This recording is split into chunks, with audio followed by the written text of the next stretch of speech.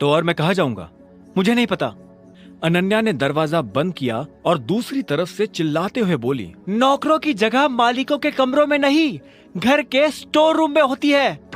यह सुनते ही अभिनव को बुरा लगा, पर वो कर भी क्या सकता था। उसने बस बंद दरवाजे को देखा और हताशा से अपना सिर हिलाने लगा। उसे पता था कि उसे बाकी कमरों में भी कोई जगह नहीं मिलने वाली है, इसलिए जहां इस घर के नौकर सोया करते थे, अभिनव वहां चला गया। वहां उसे किस्मत से एक बिस्तर खाली मिला और अभिनव उस पर जाकर सो गया। अभिनव को कब नींद लगी और कब सुबह हो गई उसे पता ही नहीं चला। वो जल्द से जल्द तैयार हुआ और एके प्राइवेट लिमिटेड पहुंच गया। जैसे ही वो कैब से बाहर निकला तो सबसे पहले उसकी नजर सनी पर पड़ी। सनी ने भी उसे देखा और चालाकी से मुस्कुराते हुए बोला, आहा, देखो जरा कौन आया है, सिक्योरिटी। वो अभिनव को अंदर नहीं आने देना चाहता था। सनी की एक आवाज पर सिक्योरिटी वाले वहां आकर खड़े हो गए। वो अकरम को फोन मिलाने वाला था, पर इससे पहले कि वो अकरम को फोन मिला पाता, इतने में एक सुंदर सी लड़की काली स्कर्ट और सफेद शर्ट में उसकी तरफ चली आ रही थी। उसने आते ही सिक्योरिटी वालों से कहा, तुम लोग जा सकते हो, ये मेरे साथ है।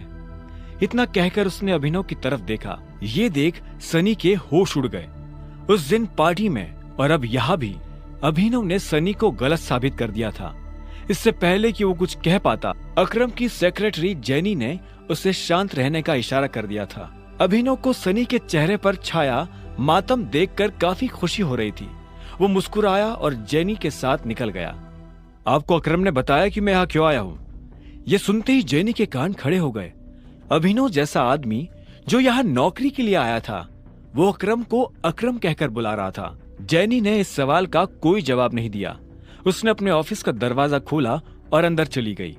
अभिनव भी उसके पीछे पीछे अंदर आया और बोला, तुमने मेरे सवाल का जवाब नहीं दिया। सॉरी, जेनी ने कहा। जेनी ने जिस तरह से सॉरी कहा, अभिनव को समझ आ गया था कि वो उसे पसंद नहीं करती थी। जेनी ने इतने में अपनी टेबल पर रखा एक पेपर उठाया और अभिनव की तरफ बढ़ा दिया। अभिनव ने पेपर लिया और उसे पढ़ने लगा। उस पेपर पर उन नौकरियों के नाम लिखे थे जो अभिनव कर सकता था। उसने लिस्ट पर अपना ध्यान लगाया और देखा कि उसमें कुछ नौकरियों के ऊपर स्टार बना हुआ था। उसने जेनी को देखा और बोला, ये यहाँ स्टार क्यों बना?